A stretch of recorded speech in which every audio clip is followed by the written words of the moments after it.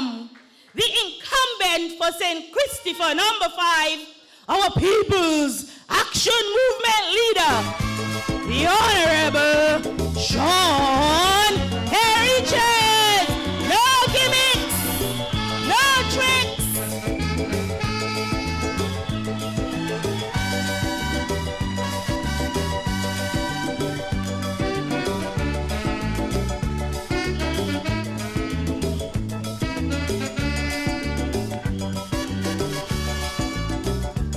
Would you stand up and see your country dying and never lend a helping hand? We in the People's Action Movement renew our commitment to our party and our nation to do what is right for the betterment of our country as we prepare to bring relief and improve the lives of all of our people. It is a time when we take stock of where we are in our political life and that of our nation. At our caucus, officials from the different arms of our party reported on the work that had been done during the past year, received resolutions to establish policy, and elections for a new executive were held. A major function that we have undertaken today is to endorse and ratify the elections of those who were chosen by our delegates caucus to hold office to continue to guide the day-to-day management of the affairs of the party. And I want you to put your hands together for the new executive. Unity. We in the People's Action Movement have committed ourselves to work with our partners to bring hope and goodwill to our nation, to all of the people of St. Kitts and Nevis. It is a commitment in which we dedicate ourselves to work with members of the other political parties or groups in our federation, the CCM, PLP, Labour, Independents, people of goodwill, people who love their country, and people who put country above self. People who, like us, are committed to offer to the citizens of the country a new direction in which we strive to end the divisiveness that has plagued us for so long, which pits brothers against sisters, neighbor against neighbor, in which there will be opportunities for all to get a job, to own a piece of land, and to prosper in the land of their birth. It will be a new direction in which we will offer relief to our people, to uplift and make life easier for all those who are having such a hard time to get through each day, each week, each month. That is our pledge. We in the People's Action Movement, we give full support to Dr. the Honorable Timothy Harris and our other leaders in Team Unity. The leader of the opposition, the Honorable Mark Brantley, who is also deputy political leader, along with myself, to lead us into this new, exciting era of governance in St. Kitts and Nevis. A new day is upon us. Soon and very soon, we will be singing the song, soon and very soon. Unity will be in government, soon and very soon. Unity will be in government, soon and very soon. I can't sing like Zoka and Eugene, but I'm trying a little thing. We will be singing, soon and very soon. The illegitimate Douglas government has no choice but to go to the people, and we are confident that the people will give Dr. Douglas and those around him, their marching orders, and we will sing the song when unity goes marching in. Today is even more special as we meet and mix with our party faithful and reaffirm our commitment to our People's Action Movement ideals and our PAM identity. Members and friends, we are PAM. We are PAM in unity. And we express with our wider family in team unity our shared values of good governance and our commitment to bring relief and a better life for all of the people of St. Kitts and Nevis through a prosperity agenda, as in this year, with an abundance of hope and expectation, we prepare for an upcoming general elections. We in PAM, we have had a long and rich history here in the Federation of St. Kitts and Nevis, and before that, Anguilla. Next year, January, we celebrate 50 years as a political party. 50 years, even older than I am, because I'm still far away from 50. Not as young as I look in that picture there, but young still. Thank you. 50 years is indeed a most significant milestone, and we pay tribute to all of those who have gone before us. We pay tribute, especially as we're approaching the Whitsun weekend. We want to remember in particular our founder, the late Dr. William Valentine Herbert, whose life was taken from us so tragically, along with his wife Cheryl and other citizens of our country, including a young child on that sad weekend. 20 years ago, and despite an investigation conducted by renowned Scotland Yard detectives, the investigators' report remains buried in the seat of government on Church Street, and the families of Dr. Herbert and his boating companions are still without answers.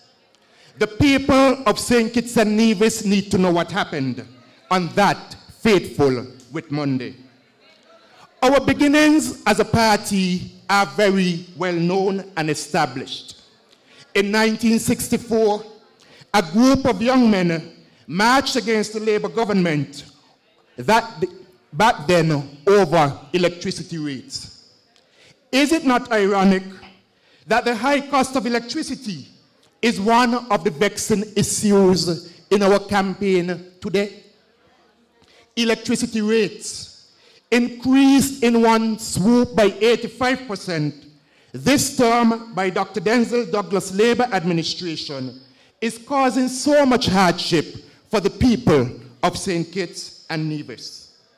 The treatment of Nevisians and Anguillians as second-class citizens prior to 1980 is one of the issues that PAM is proud to have fought against, whether in our rejection for the provision of local government for Nevis and Anguilla, controlled from Church Street, a local council which was responsible for minor roads, dirt roads in particular, and the issuance of such things as dog license, and with no budgetary controls, or of the neglect, the lack of concern for the people of Nevis and Anguilla.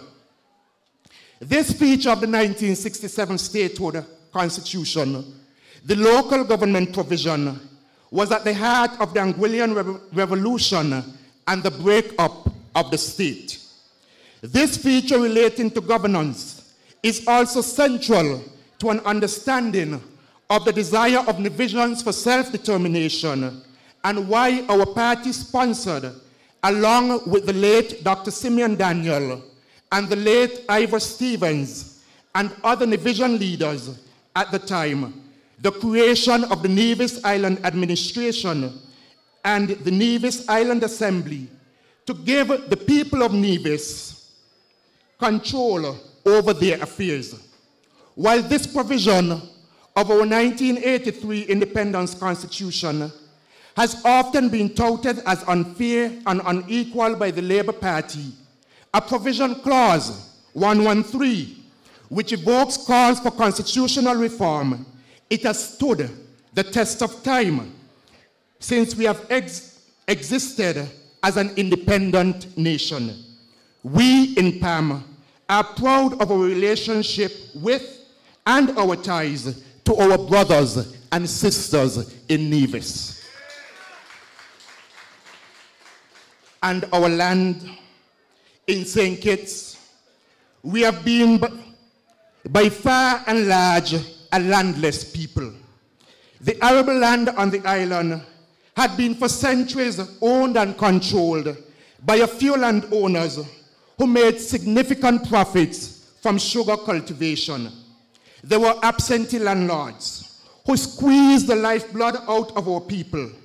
The 1975 takeover of the sugar lands, for the first time, placed in the hands of the people's representatives in government the opportunity for the ordinary citizen to change his fortunes, to own a house, to get a piece of the rock. But between 1975 and 1980, this was beyond the reach of the man in Challengers, the reach of the man in St. Paul's, the reach of the man in Newtown, or the reach of the man in Buckley's, who had lived in a house on a rented piece of land from the estate for decades because the then government would not pay for the lands. It is the People's Action Movement administration under the leadership of Sir Kennedy that gave the government and the people of this country title to the lands. Title could now pass to the teacher in Old Road, the bus driver in Sadlers, the young woman working on the industrial site, or the nurse living in Passing Ground.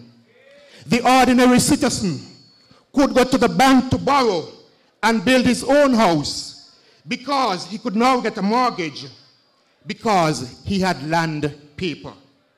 It is this ownership, this patrimony that is under attack by the Denzel Douglas Labour administration. Dr. Douglas says he comes from a tradition of caring for people, caring for poor people, but he agrees to a scheme to put the lands back in the hands of foreigners, and we must say no to it. Absentee landlords once more. And we in PAM, we in PLP, we in CCM, we say no. We are on the same page as our brothers and sisters in PLP. We are on the same page as our brothers and sisters in CCM. There is no daylight between our positions. And that of the Honorable Sam Conda and that of Dr. Timothy Harris of PLP. This land swap deal that is advanced as a remedy to solving the disastrous management of our economy overseen by Denzel Douglas, we do not agree with. And it is not only in St. Kitts that Douglas' lack of care for the people that is very so much destructive to our country. Look at the shenanigans of Douglas. Controlled National Bank Board. Playing with the lives of the people of Nevis. But you have heard from Mark. You have heard from the sheriff, and they are dealing with him. Relief for the people of St. Kitts and Nevis. All of the people of St. Kitts and Nevis, whether they come from Brooklyn, Charlestown, Gingerland, butlers, wherever they come from in Nevis, wherever they come from in St. Kitts, be it Deep Bay, Newton Ground, Mansion, or Keyon, be it persons of PLP, CCM, NRP, Labour, APRAM, our people today must live without hardship, and that is what we promise to our people. This is what the People's Action Movement has stood for and continues to stand for. Hardships caused by an illegitimate Denzel Douglas, attributable to a high cost of living brought on by a draconian value-added tax. Provisions agreed to pay for a $3 billion debt incurred by an out-of-control and greedy leader, Denzel Douglas.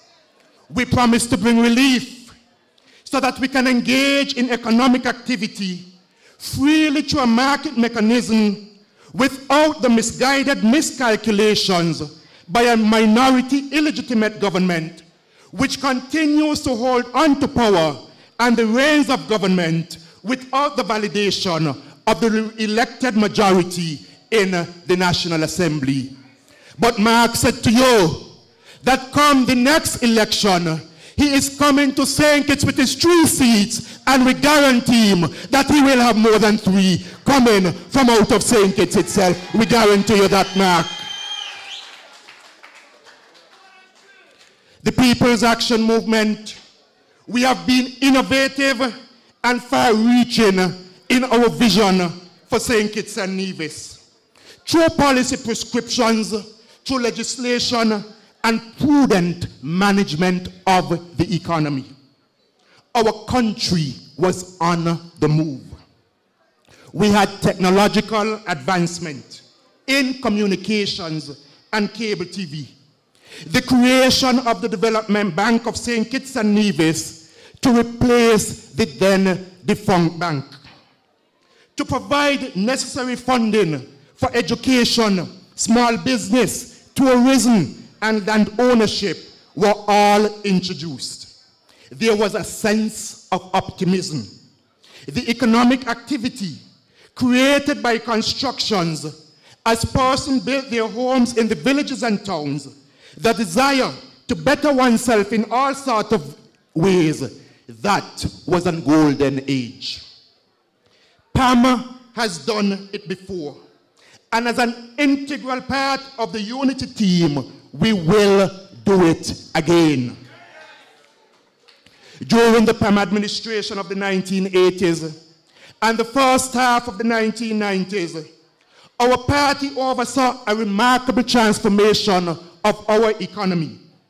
The PAM government of the day implemented far-reaching economic policies which gave this country the stimulus which led to a transformation of the society. In 1980, personal income tax was abolished. The abolition of debt dues also was implemented, where on the death of the breadwinner, many families lost their family homes. There was a significant growth in economic activity and a drastic rise in the standard of living, a transformation which all our people are clamoring for today. In 1980, and I think Eugene mentioned it, just over 30% of the population of St. Kitts had running water and electricity in their homes. Outside latrines, if not the bush or the beach, were the order of the day. People used charcoal to cook. Kerosene oil stoves was the order of the day. Roughly 30% of the population had propane gas. In just 10 short years, 83% of households in St. Kitts had electricity, water, and cooking facilities under a PAM administration. People could then have toilets, in their homes, something that had been unheard of for the vast majority. Today, when I look around in my constituency and I see young men and women going to the standpipes to fetch water because their water has been turned off, cut off, because they cannot afford to pay, it pains my heart. For those who have toilet facilities in their homes, it means that each and every time that they use their toilets, they have to make a trip to the standpipe. It pains my heart when I walk around my constituency and I see persons without electricity. When I see young people, school-aged children, sitting on the side of the road doing homework because they don't have any electricity in their homes. It pains my heart when I hear a government indicate that they have given laptops to our children, but in their very own homes, our children cannot use those laptops because the parents cannot afford to pay for electricity. And that is something you see almost every day here in St. Kitts. You drive along Cairn Street, you see children there sitting down trying to use the internet and do homework. You drive through the streets of Newtown, you witness it. You go to Tabernacle, Sandy Point, Deep Bay, you see the very same thing. Those are the people that Team Unity say must get relief in this country. We say that there must be an overhaul of government. There must be an expansion of our crumbling infrastructure. When we look at the police stations in our country, look at the old road police station, literally falling apart. You look at some government buildings and persons have to be relocated because those buildings too are also falling apart. You look at some of the roads in this country, left to fall apart. Infrastructure in this country is crumbling under Denzel Douglas, and that is why we need Team Unity with a PAM government. We need major road works. Under PAM, you had construction of new schools, St. Paul's, Sandy Point, Boyd's, Deep Bay, Virtuals, and elsewhere right here in the village too. You had the Dr. William Connor Primary School. You had the construction right across here of the College of Further Education. We had the construction of the new judicial and legal complex. You had the tourist development down at the Pelican Mall, and then the new cruise ship port at Port Zante. And remember the road to nowhere? Do you remember the road to nowhere? That 6-mile long Kennedy Simmons Highway that was to open the new tourist mecca on the peninsula, ridiculed at that point in time by Denzel Douglas. Importantly, our policies and legislation, implementing them, benefited all of the people. Putting people first has always been at the core, at the center of our values. Socially, women's rights, family rights were enshrined in new and far-reaching legislation. I speak of 12 weeks maternity leave, now taken for granted by so many women today. I speak of the status of children born out of wedlock, now recognized were all implemented by a People's Action Movement government, and in particular led by Constance Viola Mitcham, who is right here with us today.